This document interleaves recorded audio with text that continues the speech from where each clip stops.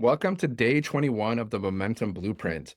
And today we are talking about one of the most powerful forces in marketing and human psychology, social proof.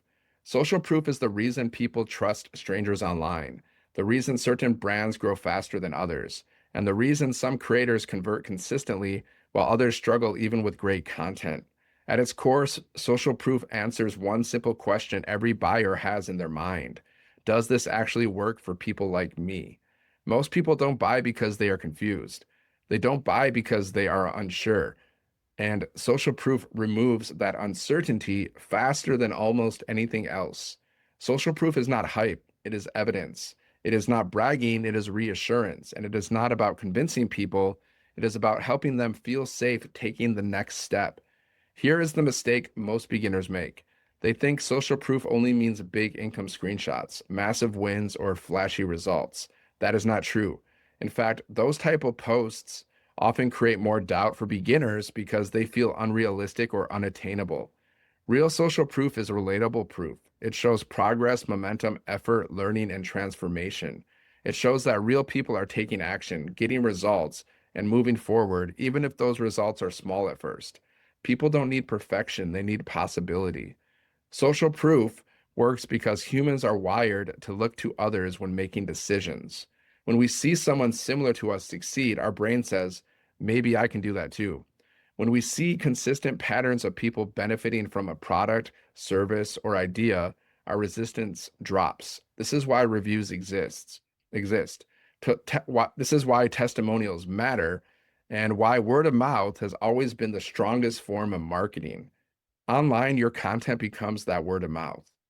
Now, let's talk about how to use social proof correctly.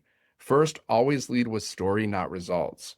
Instead of saying this person got X outcome, start with who they were before, what they were struggling with, what they were unsure about, what made them hesitant. When people see themselves in the beginning of the story, they stay for the outcome. Second, highlight small wins just as much as big ones. A first sale, first lead, first post, first confident video, first breakthrough moment. These are powerful because they feel achievable. Third, frame testimonials as examples, not guarantees. Never imply that results are automatic or guaranteed. Instead, say things like, this is what's possible when someone stays consistent, or this is what can happen when the right strategy meets action. Another important piece is how often you use social proof. Many people think they should only share testimonials occasionally, but the truth is, social proof should be woven into your content regularly. It can be a screenshot, a quote, a message, a comment, a milestone, or even your own journey. You are allowed to be proof of your own progress. Your learning curve is proof. Your consistency is proof. Your improvement is proof. Now, let's talk about how to share social proof without sounding salesy. The key is context. Instead of randomly posting results, tie them into a lesson, a belief, or a takeaway. For example, instead of just showing a win, explain what led to it, what habit mattered, what mindset shift helped, what mistake was avoided. This turns proof into value.